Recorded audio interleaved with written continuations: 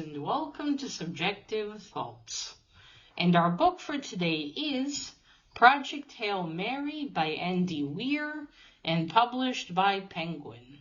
Now there is danger, disaster, space travel, and alien life forms in this one, so if you are in any way squeamish, you have been warned. Also, spoilers. Alright, so I'm sure many of you have heard of Project Hail Mary recently because of the movie coming out based on this book. And the book itself is also fairly new. It was published in 2021, so not that long ago. Now, I haven't heard of it until up until last year, when Mr. Quiet Enough Sayer here on YouTube recommended I read it. He said I might like it, and it took me a while to find a copy. And then this year I finally found a copy and read it. And, oh boy, what a ride it has been. So yeah, I wonder how the movie would compare. I've seen some screenshots from the movie, and it looks like they already made some changes. But yeah, I read the synopsis, of course, and I thought, oh, this sounds very interesting. Now, also, I didn't connect it, but this is Andy Weir is the author of The Martian, which also had a movie in, what was it, 2015. I've heard of all the hoopla back then about the movie, but I never read the book, and I didn't watch the movie either. And yes, so anyway, just today I finished reading the book, and oh boy, was it awesome. Okay, so our story is this. A man wakes up somewhere, and he doesn't remember his name. And at first he thinks, where am I? Am I in some quarantine facility? What is going on? And slowly he realizes that he is in space. He's in a spaceship. And he can't remember anything. And next to him are these space beds with two dead people on them. And again, he has no idea, but slowly over the days he remembers certain things. Now, the one thing he has to remember in order to be able to go up in his own ship is his name. And he also realizes that he has been in a coma for who knows how long.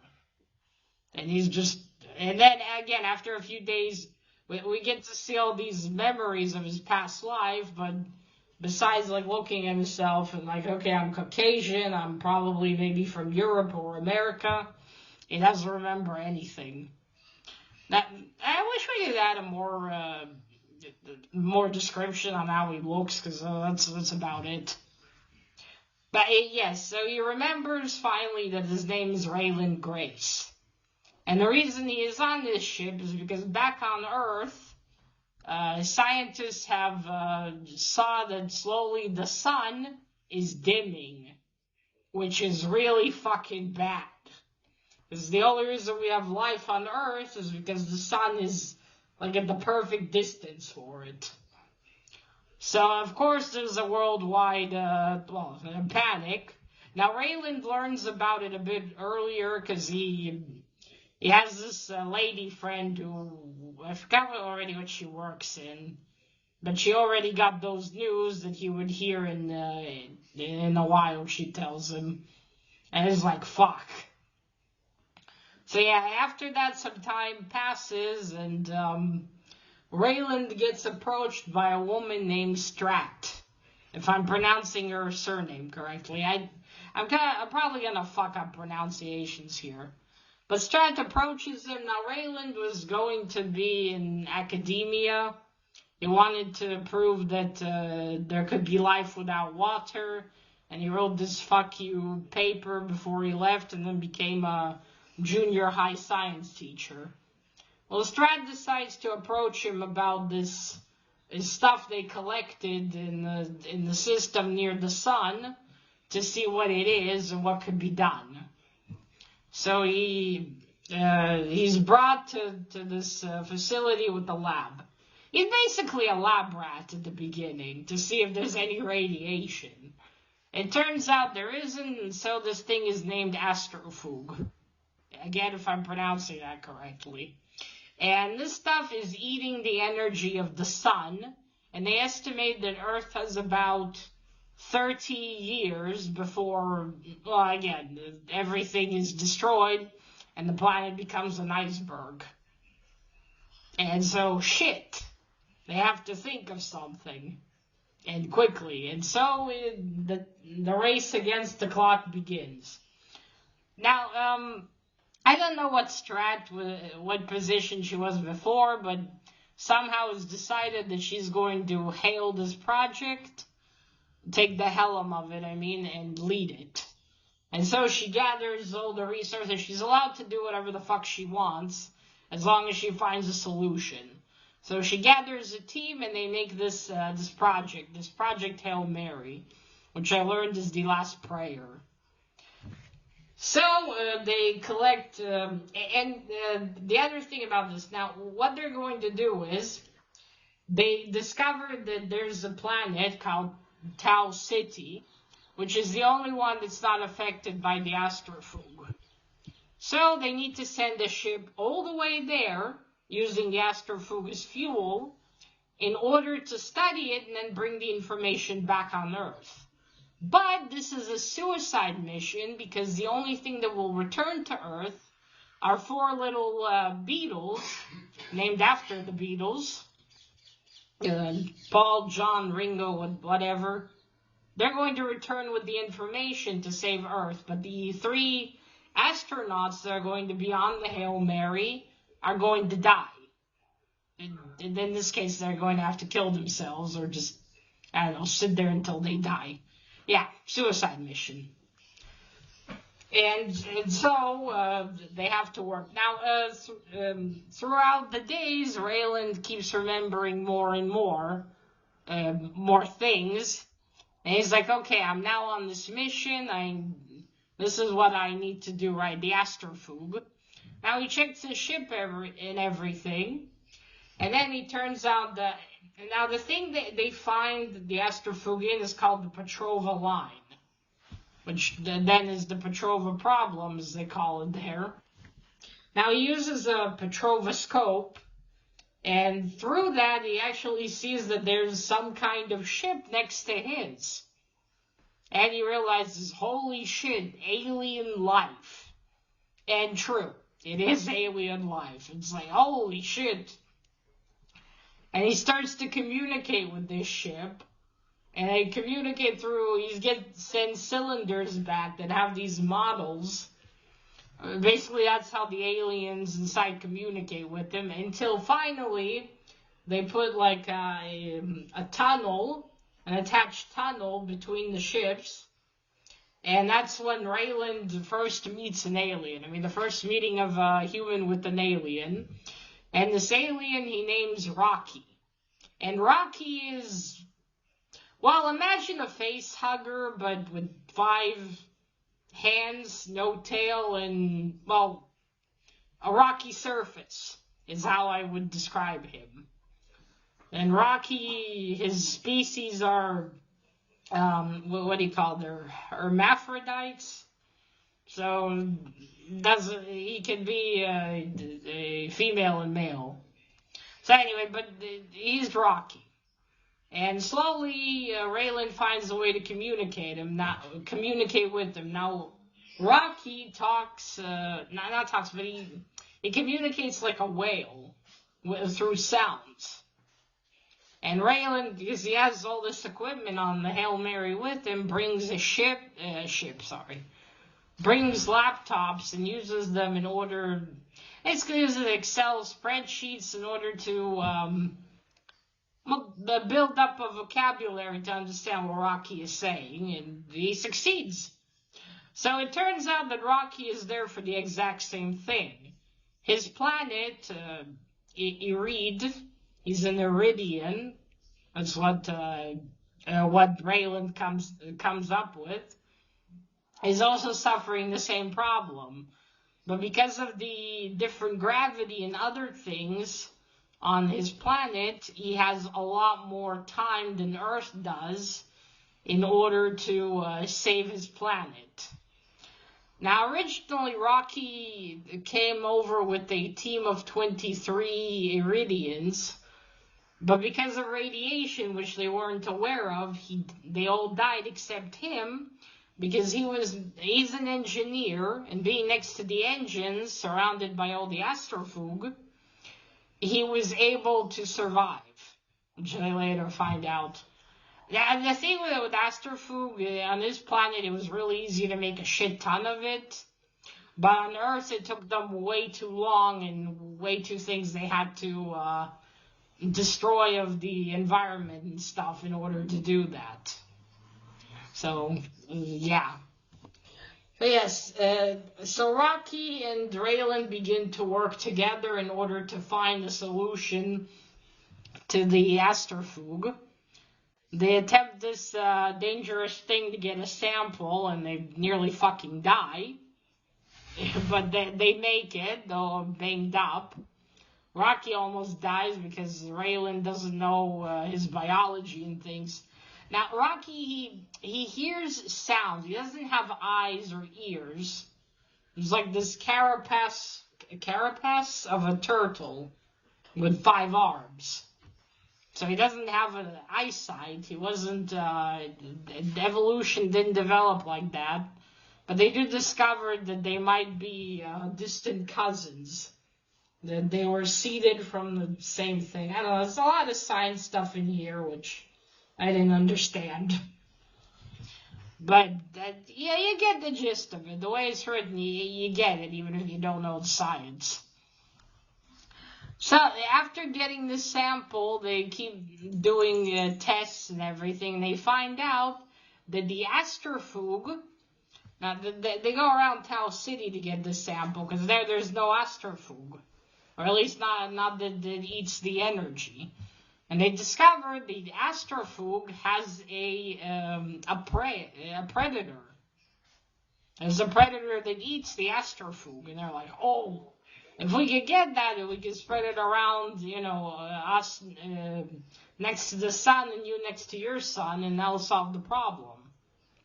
So they start doing tests, but they need, they do more and more tests because for some reason the predator doesn't work as they thought and then dies. So they have to basically breed a stronger generation of predator to face off against nitrogen. I think it was. No, glycerin. I think it's glycerin. Yeah, glycerin. Oh, and the predator, they call it Tau amoeba. Amoeba, but the Tau City amoeba.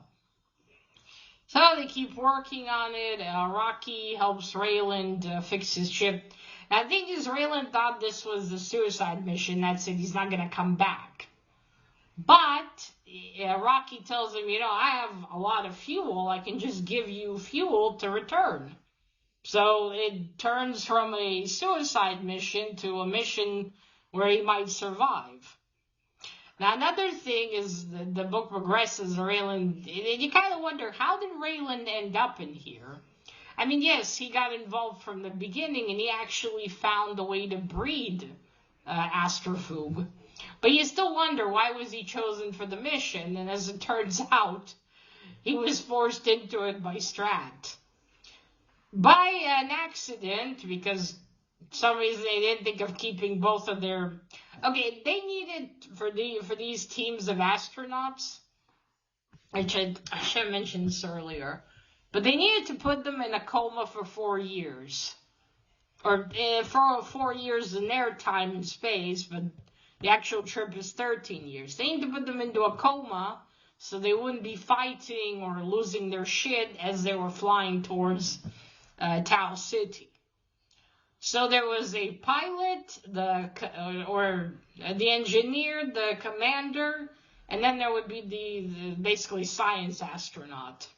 And both of their science astronauts who needed this gene. Now, I don't know if this exists in reality, a gene that lets you survive a coma, a long extended coma. And Raylan happens to have it. So, yeah, the two scientists they had, the one and then the backup scientist, they both die because they make an experiment with the Asterfug, and everything explodes because they get the wrong amount of it, because it's like microscopic. You can't even see the stuff, so they got the wrong, not percentage, but milligrams or whatever of it. It's like, oh shit. Again, I go back to they should have not been allowed to experiment together. Also, those two are funny. One of them, the lady, she's called Anne Shapiro, and the other one is Du Bois, probably butchering his name. And he's straight out at some points they're getting ready for the mission, just because Raylan's the one that's teaching them everything about Asterfug, and he's like, me and Shapiro are engaging in a sexual relationship. And just, I mean, to be fair, smart people, very smart people, often tend to be eccentric, aren't they? Because that would, if he told me that, I'd be like, okay, do I need to know this? Now, as I was reading to it, I thought, oh shit, what if Annie gets pregnant and that's why they both didn't go on the mission? But no, they both die, and then Strad just, of course, first she makes a meeting and they ask Raylan, but he doesn't want to do it. And can you blame him? You're going to be flown out to Tau City and you won't come back. It's a suicide mission. But Strad basically locks him up, and she tells him, I've studied history as my major, and the thing that started wars always was food. And there'll probably be wars on Earth after you leave. And I want to prevent that, so she decides for him. And he's also given a drug. This is one scary bitch, let me tell you.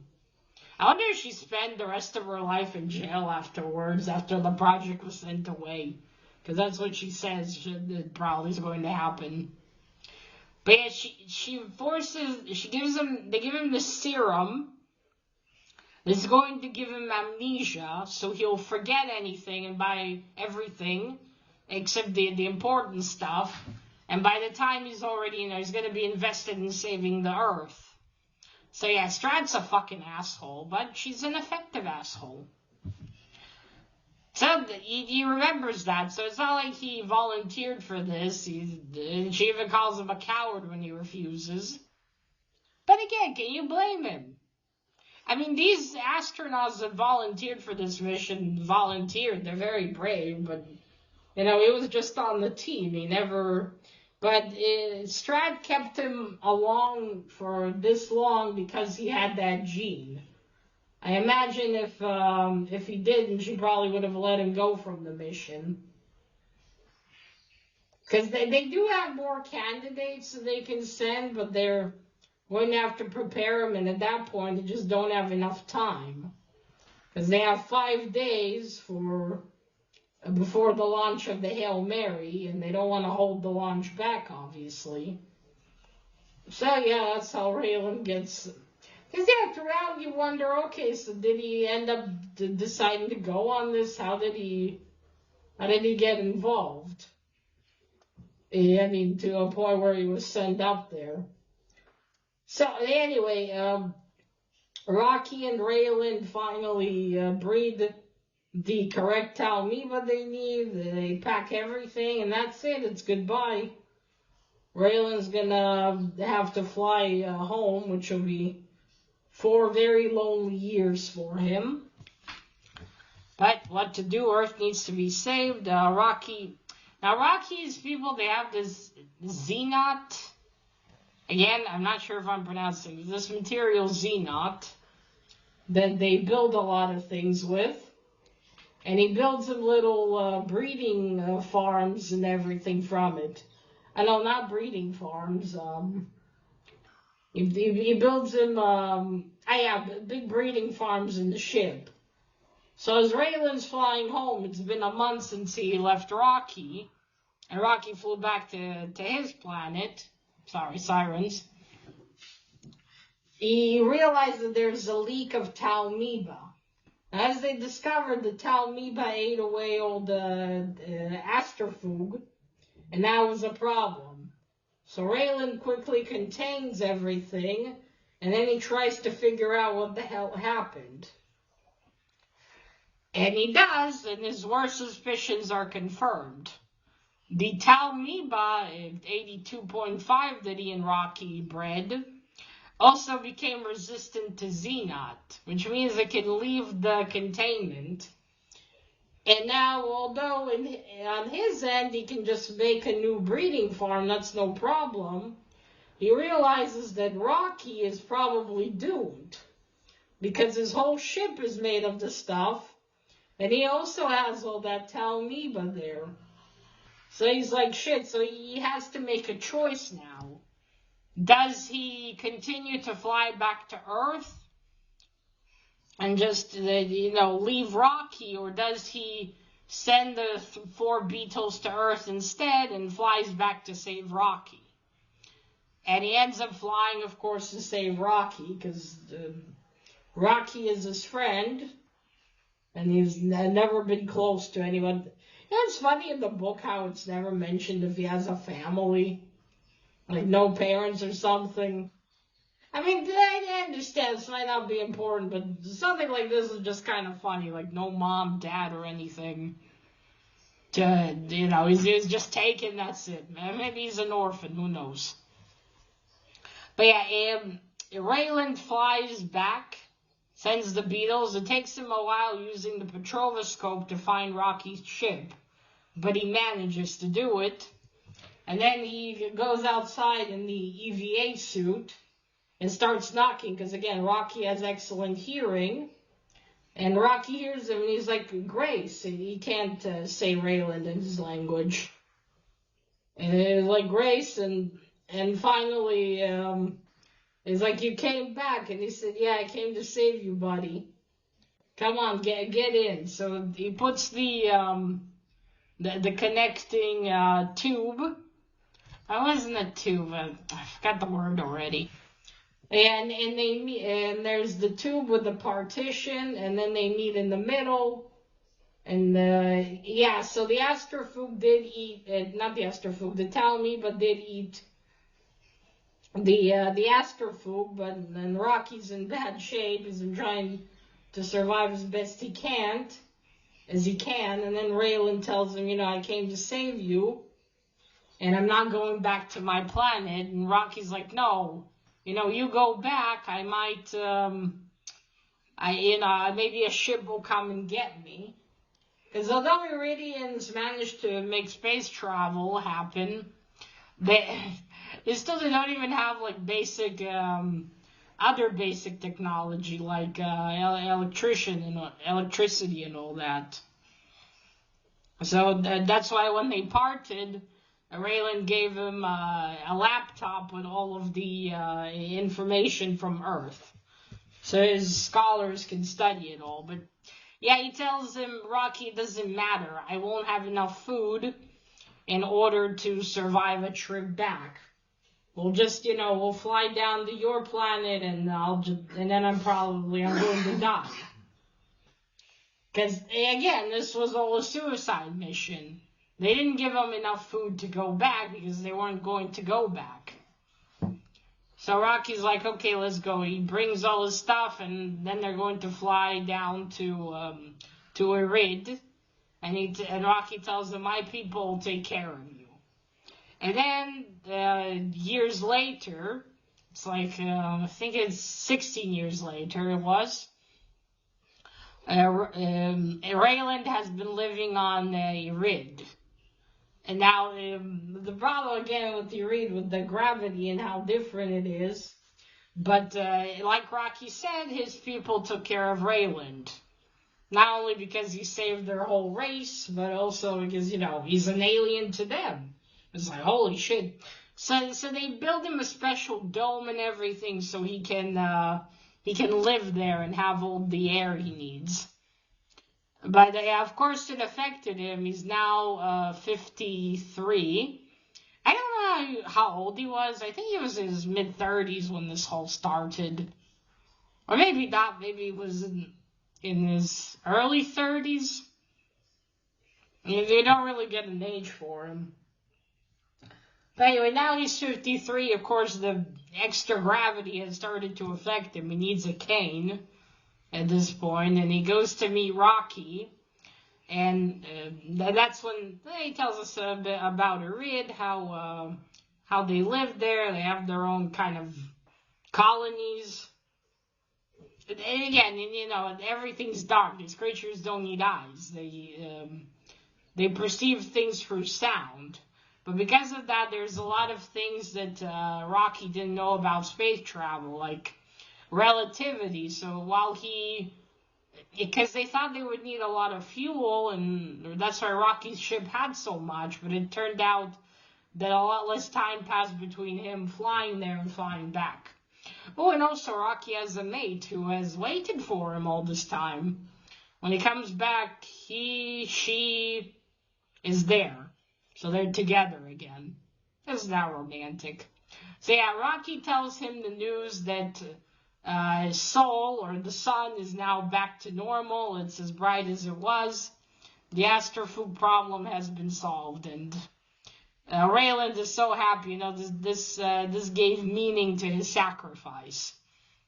And Rocky's asking now. He's much more fluent in English. I don't know how that makes sense because he still talks in sounds, so the notes.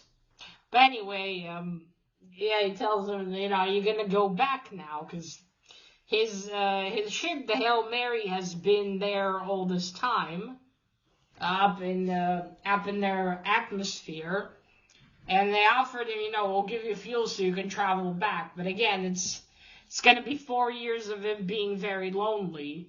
And he's going to be 57 by the time he comes back. So does he? Yeah, the Iridians eventually managed to produce food for him, so he can eat and then survive. Yeah, they worked on it. They had 16 years, so yeah, they now perfected it. So he now has nutritious food. So yeah, the Raylan says, I don't know.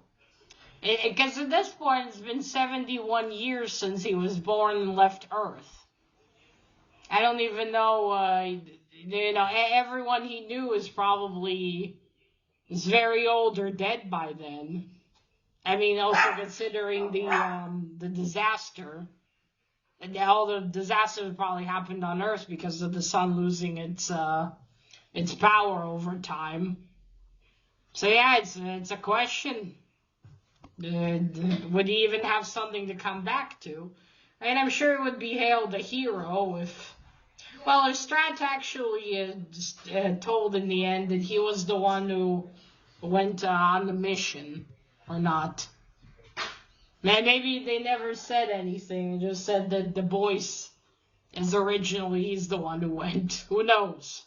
She might have tried to hide this little change. I mean, they usually don't tell us even half of the stuff, do they? So who knows? So he's not sure. He says, maybe one day. Well, now I have to go on late. They even make him a wristwatch. Iridian numbers are different and all that. I can't explain it to you. Don't even ask me. So he's like, okay, I'm late. And he's like, okay, see you later. I'm going back to my mate. She is asleep. Or she wants to sleep. Iridians have this thing where they watch each other sleep because of their physiology. So then he goes. He has this dome, and he goes to it, and there's a bigger dome with another partition where he sits in an organ, and on the other side of the partitions are like 30 little Iridians, little tiny face huggers. Rock face huggers. And he sits down and he's like, okay, what is the speed of light? And that's it. That's where the book ends. Whew. Okay. Now cover. I got this, this was what was in the bookstore here. My friend Lear found it for me. This is a 2023 edition. It's a much bigger one. Mr. Quiet Enough Sarah explained it to me, but I forgot. But it's a bigger edition. It's a pretty cool one. I do like the cover. You see like the little astronaut here on the side in space, but as long as I got a copy and it doesn't have the movie cover. I really don't like the movie covers, but this is really cool. You see the face of the astronaut, presumably Rayland Grace. Oh, let me show you the Hail Mary. I like how in the book there's, is that a schematic? Not exactly. You see? Now, the Hail Mary, you see how it flips like that? It's transition to centrifuge mode. They've done that in order to allow the laboratory to have gravity. Instead of making all the science equipment brand new, Strad wanted all of the equipment to be stuff that's been tested for hundreds of years, basically. That had a lot of testing to it. Not anything new that they didn't have time to properly test. So you see, that's what the ship is like. Okay, so yeah, holy shit, what a ride this has been. I really enjoyed reading this book. It was so interesting, and all the space stuff, and how they had to race against the clock in order to make this ship and to have this project done. And the Rocky was a really cool part. It did have a lot of the meta humor, but it was okay. I didn't mind it. Just it did have quite a fair bit of it. I wonder if the Martian's like that. If so, that's a little bit too close. Also, what I find funny is in the movie, they cast Ryan Gosling, and he has the same initials as the character. I wonder if that was intentional. Because Ryan Gosling, Raylan Grace. I mean, I don't know. It's kind of funny if it is. It'd be interesting to ask Ryan Gosling that. I mean, don't you find that a little bit funny? The same initials. I mean, in the way the character is described, they could have literally picked anyone for this, honestly, to play him. There's not much description.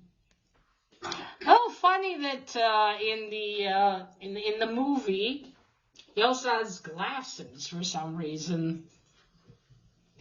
Well, again, the movie's going to have obvious differences from the book. It's always the case. They're going to have to make some changes after all. So that's left to be seen for those who watch the movie. But yeah, I wonder why. I guess they wanted to add a bit more to him. Like for him to do things and shit. I don't know, but as I said, I really enjoyed the story. It was a cool adventure. I was really, really engaged in it. And it was just awesome. I didn't think I'd be that engaged, but there you go. So yeah, as a adventure to save the Earth goes, this was awesome. And I think in the future I might try another of Mr. Weir's books.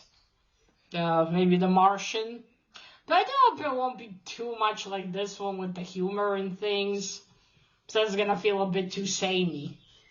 But that is left to be seen. If you've read any of Andy Weir's books in the past, I would recommend you give this one a try. If you like science fiction stories, I would recommend giving this one a try.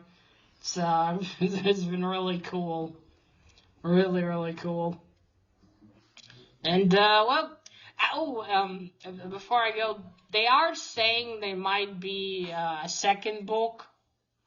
I think Mr. Weir confirmed that he might be writing a continuation. I certainly wouldn't be writing a prequel. But, yeah, I heard it while I was in the middle of the book, and I thought, I wonder what's going to happen. Now that I've reached the end, I can see that there could be a continuation. But I wonder what they would do with the continuation. Like, would it be about Rayland going back home in the end? deciding to return to Earth. Or maybe it'll be about him and Rocky, I don't know, going on another adventure to find more alien life forms besides themselves. Because they do talk about it in the end, how there's probably more, life forms out there besides them. So I think it might go that way or that way. Interesting. Hopefully it won't be disappointing, because it does sometimes happen where the continuation book isn't as good as the first one. I'm thinking of an instance with the Rosie Project. Like, I liked the first book, but then the second one was like, I mean, I hope Mr. Weir's writing it because he actually wanted to continue the story and not just due to popularity of how big it is now. But maybe not, because, I mean, some time has passed since he wrote the first one. Maybe he did have an idea going around the brain to do something. Well, we'll see. If one does come out, I think I'll definitely pick that up and see what he would continue here. I would like to see what would happen with Rayland. It is a shame we never got, though, to go back and stick it to Strat or something. Although, let's be real, by that point she's probably dead. Or maybe she even died before that. But yeah, cool space adventure. Again, I recommend. And that is it. Let me know what you thought of Project Hail Mary if you read the book. Leave it down below in the comments. And remember, collect what you're passionate about and share it on YouTube. Bye!